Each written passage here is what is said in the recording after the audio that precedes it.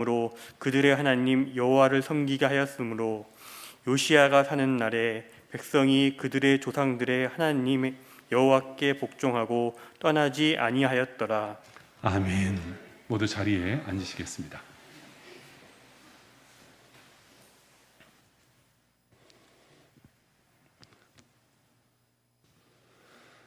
이스라엘 이제 왕조, 이스라엘의 왕조 시대 때에 왕이 모두 43명이 있었습니다. 43명. 그러니까 이스라엘의 왕조는 이제 그 사사 시대, 여러분들이 보는 성경책에 사사기가 끝나는데 그 사사 시대가 끝나고 이제 왕이 세워진 겁니다.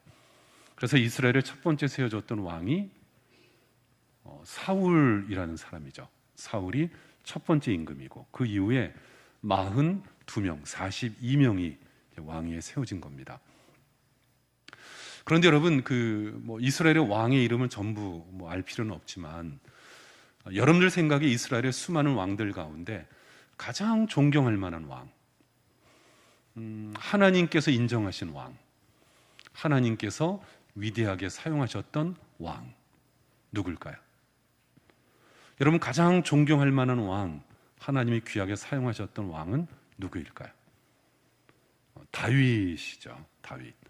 아마 모든 사람이 다윗의 이름은 다 들어봤을 겁니다. 그만큼 다윗을 하나님이 기뻐하셨고 다윗을 하나님이 내 마음에 합하다 이렇게 인정해 주셨던 왕이 다윗 왕이었습니다. 여러분, 그러면 다시 또 여러분들에게 물어볼게요. 그렇다면 다윗 그 다음으로 두 번째로 존경할 만한 왕은 누구일까요? 다윗 그 다음으로 여러분들 생각에 하나님이 기뻐하시고 하나님 마음에 들었던 왕은 누구일까요? 그러면 이제 어떤 사람은 그런 얘기해요. 아니, 그래도 목사님 첫 번째 왕이었던 사울 아닌가요? 그렇지 않습니다. 사울은 첫 번째 왕이었지만 끝이 안 좋았어요.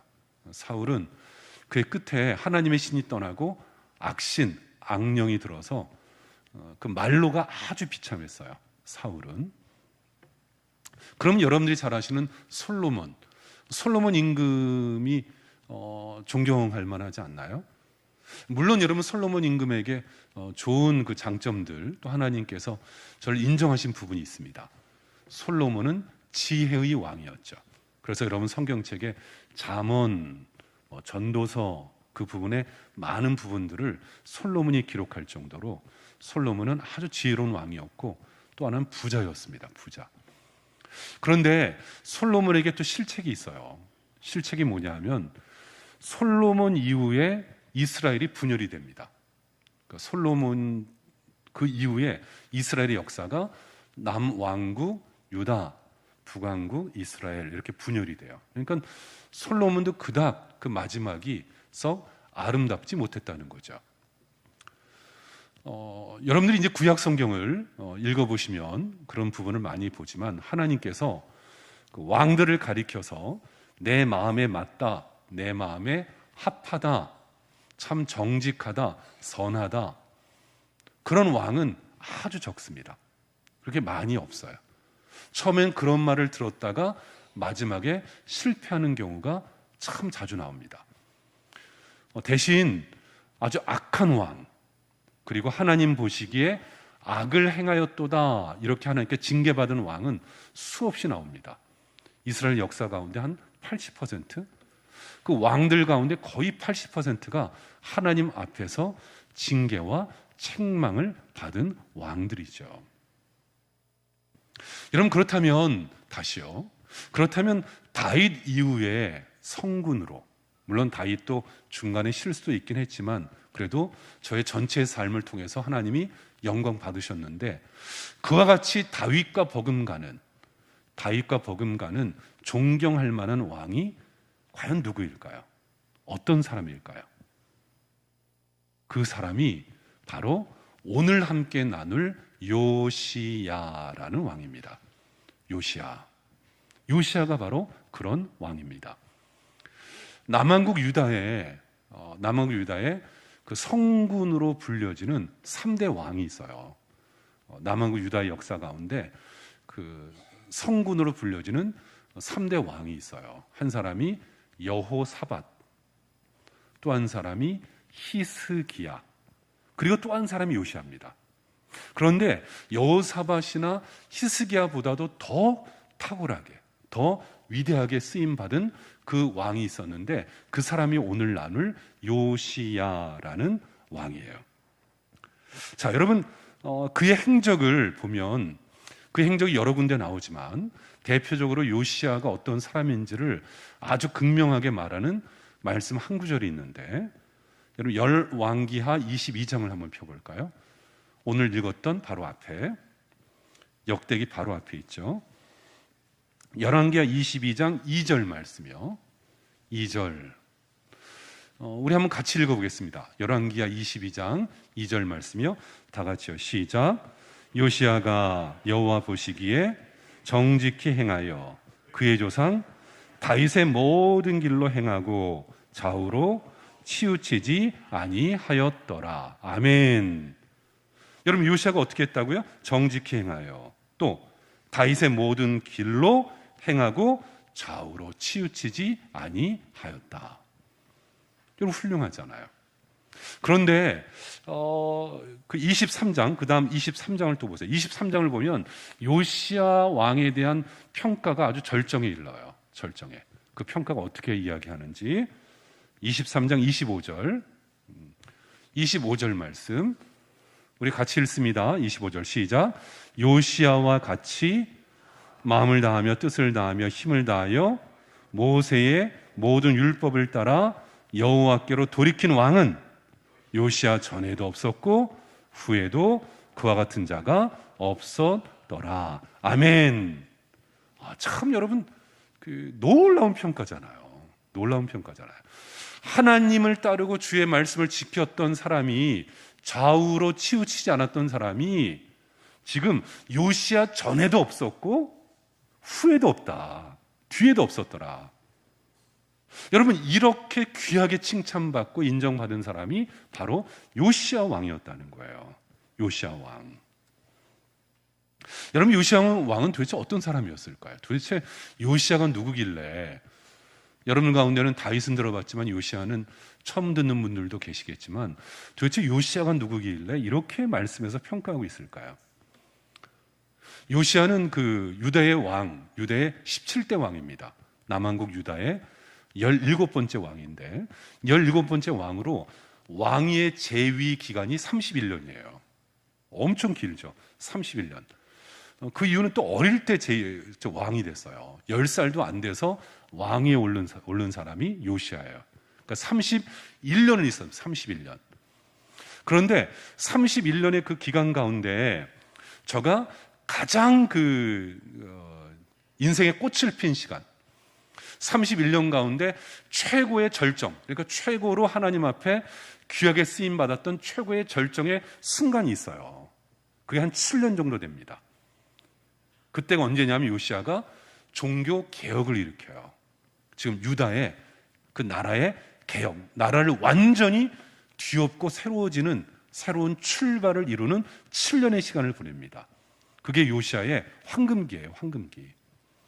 그런데 요시야의 그 황금기의 출발이 어떻게 되냐 하면, 요시야가 국정을 살피는데 가만히 보니까는 곳곳에 우상을 섬기는 제단이 너무 많은 거예요.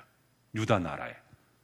그러니까 나라 곳곳에 화려하게 막 그냥 금신상도 만들고 산당도 만들고 신당도 세우고 제단도 세우고 너무 많은데, 요시야가 볼 때 하나님의 성전, 예루살렘 성전은 퇴락해 있는 겁니다.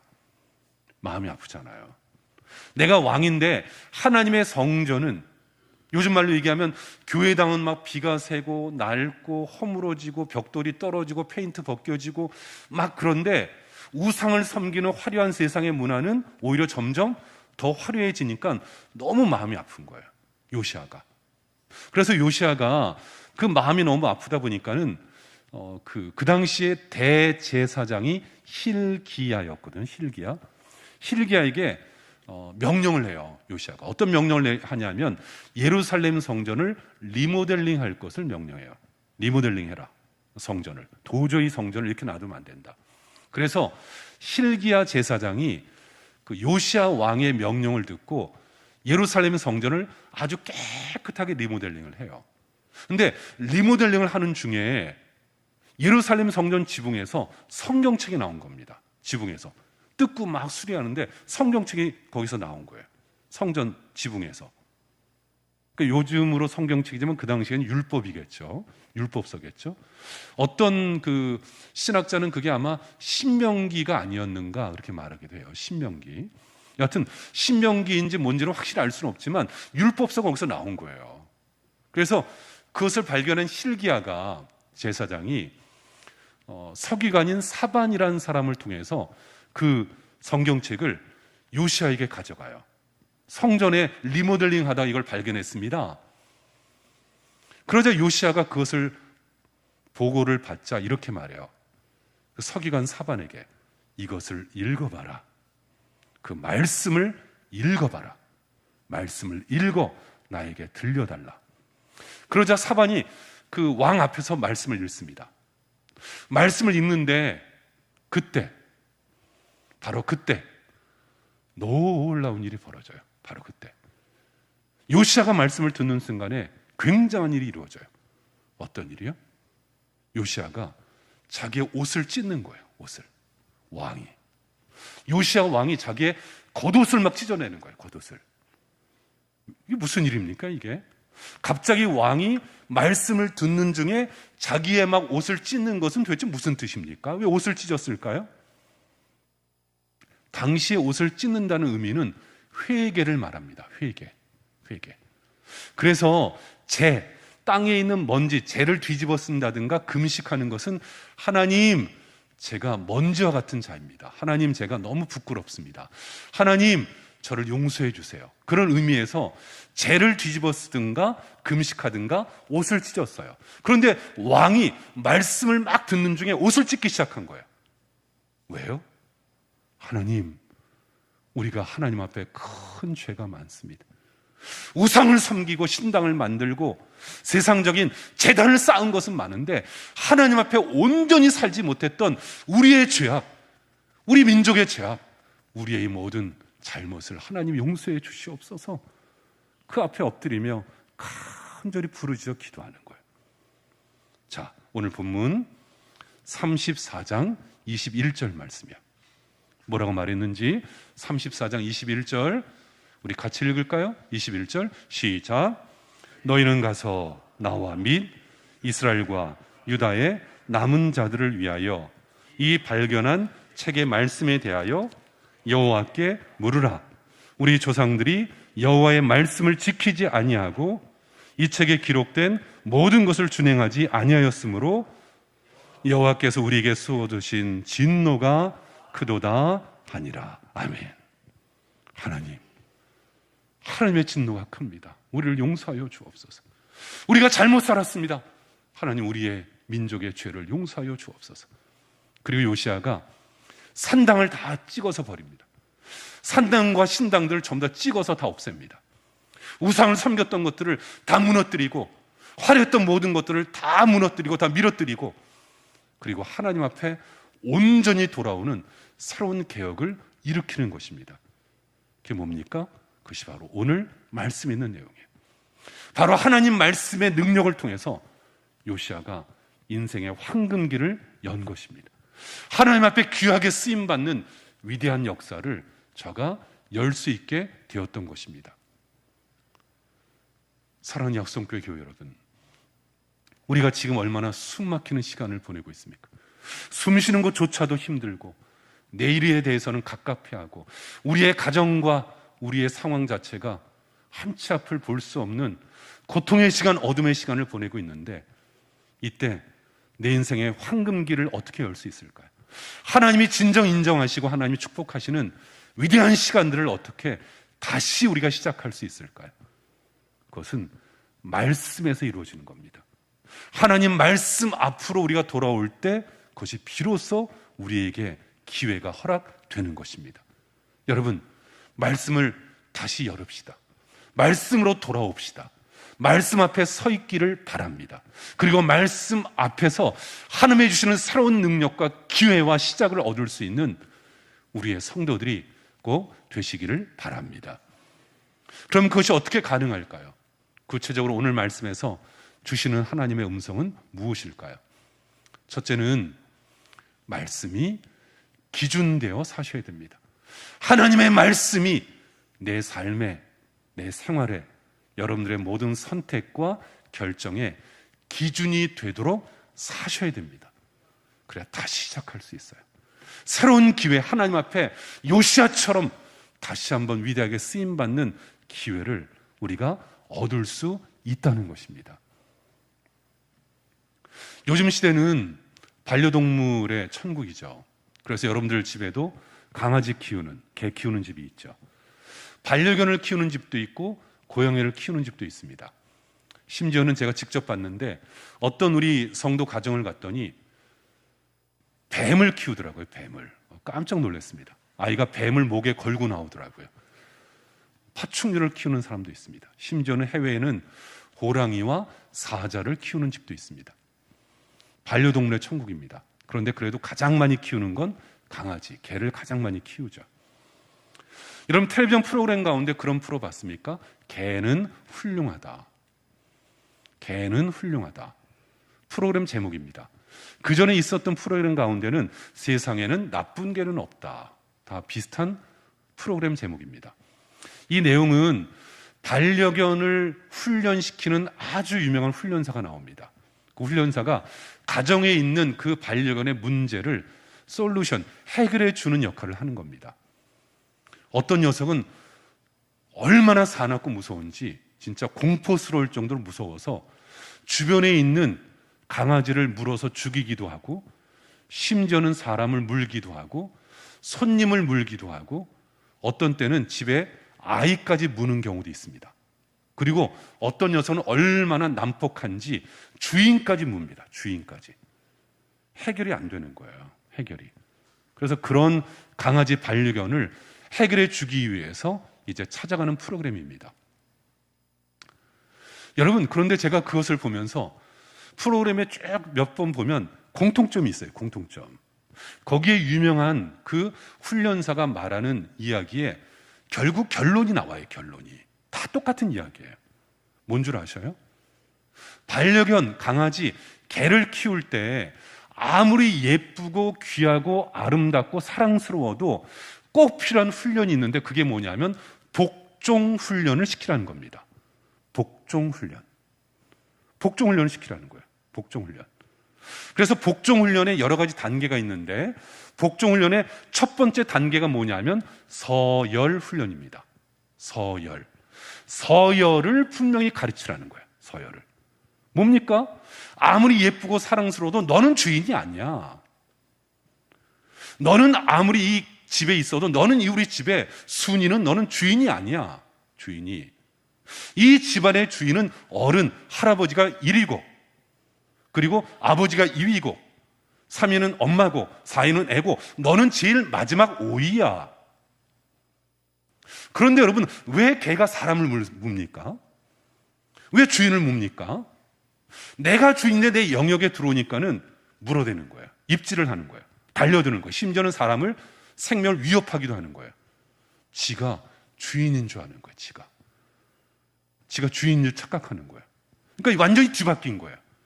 그러니까 집이 완전히 난장판이죠. 그래서 절대로 개에게 끌려가지 마라. 산책하거나 그럴 때는 절대로 개에게 끌려가지 말고 개가 나를 내 손에 끌려오게 해라. 나보다 앞서갈 때는 확 휘어채라. 앞서갈 때는 목줄을 휘어채가지고 절대로 주인보다 앞서지 않게 해라. 여러분 단순한 강아지 이야기처럼 들리지만 여기에 중요한 진리가 있음을 알아야 합니다. 여러분 하나님 말씀이 기준된다는 것이 무엇입니까? 하나님이 우리 가정의 주인이 돼야 돼요. 그 어떤 것도 하나님의 말씀보다 앞서는 안 됩니다. 창조주이시며 구원자이시며 우리의 생명의 주가 되시는 하나님께서 우리의 인생의 보좌에 앉아 계셔야 되는데 하나님께서 우리의 가정의 왕좌의 자리에 앉아 계셔야 되는데 엉뚱한 것이 거기에 앉아 있으니까 거기에 끌려가며 사는 겁니다. 거기에 매여서 사는 겁니다. 결국 그놈이 나를 무는 겁니다. 아셨어요? 여러분, 왜 우리의 가정이 혼란스럽습니까? 왜 내 인생에 평안이 없습니까? 왜 내 삶이 이렇게 고단하고 기쁨이 없습니까?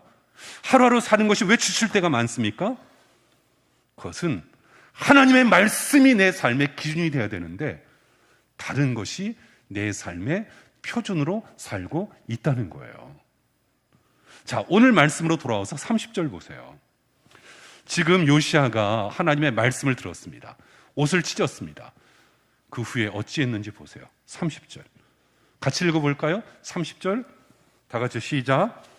여호와의 전에 올라가매 유다 모든 사람들과 예루살렘 주민과 제사장들과 레위 사람들과 모든 백성이 노소를 막론하고 다 함께 앉으라. 왕이 여호와의 전 안에서 발견한 언약책의 모든 말씀을 읽어 무리의 귀에 들려주고. 아멘. 이스라엘 백성들은 그전에는 하나님 말씀과 무관한 삶을 살았습니다.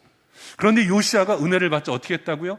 여러분, 레위 사람 여러분, 노인들, 젊은 사람들, 어린이들, 남자분들, 여자분들 다 오세요. 다 오세요. 하나님 말씀 들으세요.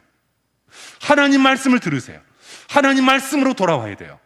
누구든지 하나님 말씀 앞에 다 돌아와야 되니까 다 와서 하나님 말씀을 들으세요. 왜요? 여러분, 말씀이 우리의 삶의 기준이 되어야 한다는 뜻이에요. 성경을 가리켜서 영어로 캐논 그렇게 말합니다. 캐논이라는 말은 정경이라는 뜻이 있고 표준, 자, 척도 그런 뜻이 있습니다. 하나님의 말씀은 우리의 삶의 유일한 척도, 자, 표준이 돼야 돼요. 예전에 고대 근동에서는 자를 갈대를 가지고 자를 썼습니다. 반듯한 갈대를 가지고 재서 그것에 빗들어진 그것은 벗어난 거예요. 우리의 삶의 유일한 척도가 무엇입니까? 우리의 가정의 선택의 기준이 무엇이 되어야 됩니까? 여러분들이 자녀를 양육하고 우리의 삶의 앞으로의 많은 일들 가운데 무엇을 따라 사셔야 됩니까? 주의 말씀이 우리의 삶의 유일한 표준이 될 수 있기를 바랍니다. 여러분, 말씀을 가르치십시오. 남자건 여자건 어른이건 노인이건 젊은이건 어린아이건 하나님 말씀으로 돌아올 수 있도록, 말씀이 기준되어 살 수 있도록 이것이 표준되는 우리 모두가 될 수 있기를 소원합니다. 그래야 하나님께서 요시야를 통해서 허락하셨던 그 기회가, 그 사랑이 우리에게도 이루어지고 우리에게도 경험될 수 있는 것입니다. 두 번째는 요시야가 경험했던 이 말씀의 능력은 어디에서 나올까요? 하나님의 말씀을 기준으로 삼는 것이 첫 번째면 두 번째는 말씀을 이루며 사는 것입니다. 말씀을 이루며 살아야 돼요. 여러분, 말씀을 이루며 산다는 것이 무엇입니까? 순종하는 겁니다. 말씀을 듣기만 하지 말고 말씀을 표준으로 삼았다고 인식하고 그것을 시인하는 것을 멈추지 말고 계속해서 순종하며 살아야 합니다. 여러분, 31절 보세요. 31절 찾으셨으면 함께 읽습니다. 31절 시작. 왕이 자기 처소에 서서 여호와 앞에서 언약을 세우되 마음을 다하고 목숨을 다하여 여호와를 순종하고 그의 계명과 법도와 율례를 지켜 이 책에 기록된 언약의 말씀을 이루리라 하고. 아멘. 여기에 주목할 말은 왕이 자기 처소에 서서 여호와 앞에서 언약을 세우되, 그래서 세우되 언약을 세웠다. 왕이 하나님 앞에 언약을 세웠다. 왕이 하나님 앞에 언약을 세웠다. 여기에 세운다라는 말이 그 카라트라고 써 있는데 그 말의 뜻이 뭐냐면 쪼갠다, 잘라낸다 그런 뜻이에요. 하나님과 지금 요시야 왕 사이에 언약, 약속을 체결했는데 그것을 언약을 세우면서 쪼갰다, 잘라냈다 그렇게 쓰고 있어요. 원어로. 그 의미가 있습니다. 고대 근동지방에서 약속을 할 때, 누군가 약속을 할 때, 언약을 체결할 때 약속의 당사자가 나옵니다. 갑과 을이 나옵니다. 그러면 약속을 어떻게 사인하고 도장 찍는 게 아니라 재물, 양이나 소, 이것을 재물을 앞에 두고 재물을 잘라요.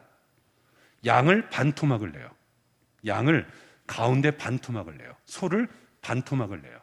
그리고 양과 소를 반토막 낸 그 사이를 약속의 당사자 두 사람이, 갑과 을이 서로 그 사이를 나란히 같이 지나갑니다. 그것으로 약속이 체결된 거예요. 쪼개서, 잘라내서. 의미가 뭡니까? 이제 이 약속을 지키지 않으면 여기에 잘라내고 반토막 낸 것처럼 너도 그렇게 죽는다. 그 의미입니다. 너도 그렇게 죽는다. 다시 말하면 이 약속과 언약은 불변, 바뀌지 않는다. 바뀔 수 없다. 지금 여기에서 왕 요시야와 하나님이 그렇게 언약을 체결했다는 거예요. 말씀이 이루어짐을 믿고 그 약속을 따라서 살기를 다짐하고 체결했다는 거예요. 무슨 말입니까? 목숨과 생명을 다하여 이제는 내가 하나님 말씀에 순종하겠습니다. 그런 뜻이에요. 요시야가 하나님, 제가 하나님 말씀에 절대로 순종하겠습니다. 절대로 순종한다는 건 무슨 말일까요? 간혹가다 여러분 그 천주교 신자들 텔레비전이나 여러분들이 직감적으로 볼 때 천주교 신자들을 보면 성당 마당에 들어가면 성호를 긋습니다. 성당 마당에. 또는 그 성당 안에 들어가도 역시 십자가 앞에서 성호를 긋습니다. 기도할 때도 성호를 긋습니다. 우리 개신교회는 성호를 긋지 않죠. 우리는 그냥 아멘 하는 것으로 끝나는데 천주교회 또는 그리스 정교회 또는 성공회 같은 경우에 성호를 긋습니다. 왜 그을까요? 성호를 긋는 이유가 뭘까요? 유명한 기독교 저술가인 맥스 루케이도라는 목사님 계신데 맥스 루케이도 목사님에게 친구가 있었습니다. 그 친구는 성공의 사제였어요. 친구와 밥을 먹었는데 기도하면서 밥 먹기 전에 예수님 이름으로 기도합니다. 아멘 했는데 그 친구인 성공의 사제가 아멘 한 다음에 성호를 긋는 거예요. 성호를. 그래서 이 루케이도가 친구에게 물었습니다. 왜 자네는 아멘 하면 끝나지 왜 성호를 긋는가? 그랬더니 친구가 이렇게 말했습니다. 나는 성호를 그을 때마다 항상 이렇게 마음에 다짐을 하지. 이렇게. 이마에서 가슴으로 내리는 성호는 나, I, 영어로 I, 나를 말하고 나. 그리고 왼쪽에서 오른쪽으로 긋는 성호는 나는 죽었다. 이것을 말하는 것일세. 그러니까 여러분 모든 천주교인들이 그런 뜻으로 하는 건 아니에요. 지금 루케이드의 친구가 자기는 그렇게 긋는다는 겁니다.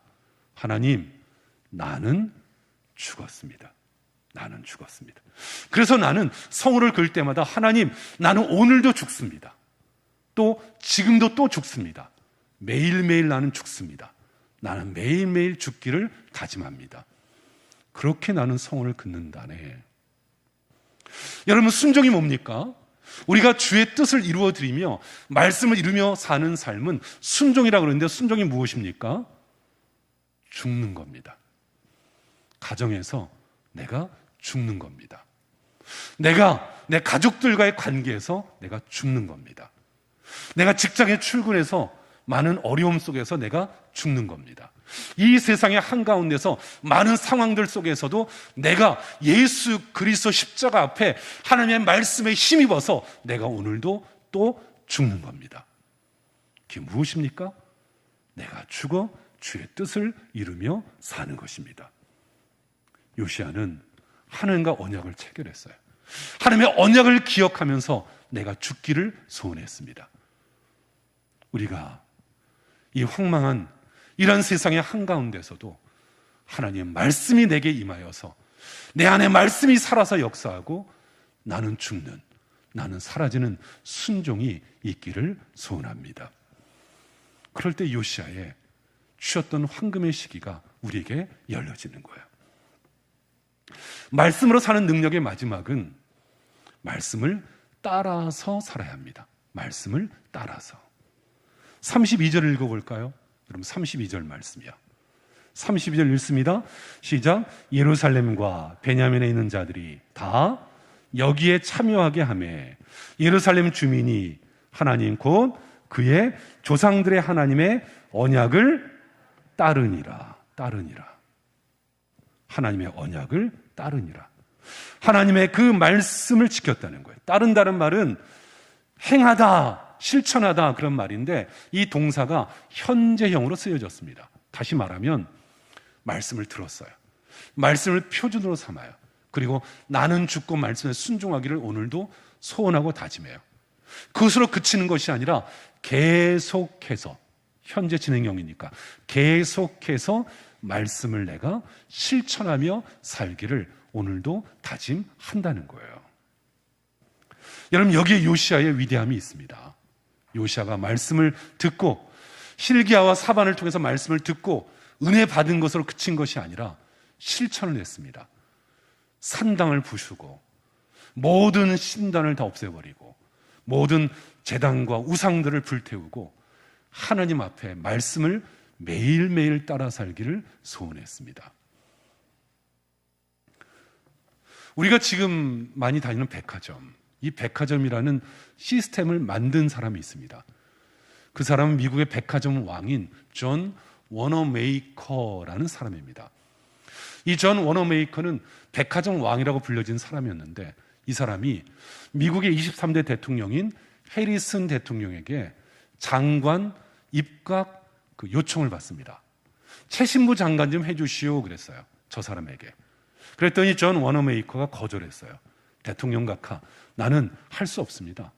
왜냐하면 나는 주일학교 교사이고 주의를 지켜야 되기 때문에 대통령이 명령해도 장관을 할 수 없습니다.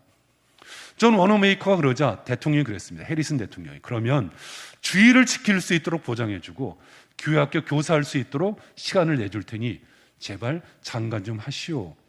그래서 미국의 최신부 장관이 됐습니다. 저 사람은 초등학교 중퇴자입니다. 하지만 워낙 탁월한 사업가였기 때문에 최신부 장관 역할을 잘 마쳤습니다. 훗날에 존 워너메이커가 많은 사람들 앞에서 이런 말을 했습니다. 여러분, 제가 오늘까지 장사꾼으로, 사업가로 수많은 물건을 사고 팔고 했는데 수많은 물건을 사고 팔면서 가장 성공한 투자, 가장 성공한 가장 큰 투자, 그 투자가 뭔 줄 아십니까? 옆에 있는 낡은 성경책 하나를 들어줬습니다. 낡은 성경책을 들면서 얘기합니다. 바로 이겁니다. 이 성경책은 제가 9살 때 2불 97전을 주고 산 겁니다. 그것도 돈이 없어서 외상으로. 9살 때 산 이 성경책이 가장 성공한 투자였습니다. 이 성경 말씀이 오늘 나를 있게 했고 이 성경 말씀이 오늘까지 나를 살게 한 것입니다. 여러분, 성경 말씀 안에 진리가 있습니다. 성경 말씀 안에 구원이 있습니다. 성경 말씀 안에 생명이 있습니다. 성경 말씀 창세기서부터 요한계시록까지 전체 구절이 약 3만 1000개 구절 정도 됩니다. 3만 1000개 구절 가운데 3만 1000개가 넘는 구절 가운데 단 하나만 붙잡아도 인생이 바뀝니다. 사람이 변화됩니다. 한 사람의 가정이 바뀌어집니다. 성경 구절 하나만 붙잡아도 나라가 바뀌어지고 나라가 새로워집니다. 바라기는 요시야 말씀으로 돌아왔습니다. 말씀으로 살았습니다. 말씀으로 변화시켰습니다. 우리의 가정이 말씀으로 돌아옵시다. 여러분, 우리의 심령이 제발 성경책 말씀을 펴고 삽시다. 말씀을 펴고 말씀을 읽고 말씀을 묵상하고 말씀을 붙들고 말씀 안에 사는 우리의 성도들이 다 되시기를 바랍니다. 그럴 때 위대한 하나님의 능력의 역사가, 위대한 하나님의 쓰시는 귀하신 역사가 이 흔들리는 세상 가운데 견고하게 쓰임받는 우리의 모든 가정이 될 줄로 믿습니다. 기도합니다. 아버지 하나님, 우리가 말씀으로 살기를 원합니다. 늘 말씀 가운데 은혜를 사모하게 하시고 말씀 가운데 진리를 발견하게 하시고 이 시대를 이기는 능력을 얻는 우리의 성도, 우리의 가정이 되게 하여 주시옵소서. 우리 약성 성결교회가 든든히 하나님의 말씀 가운데 서 있는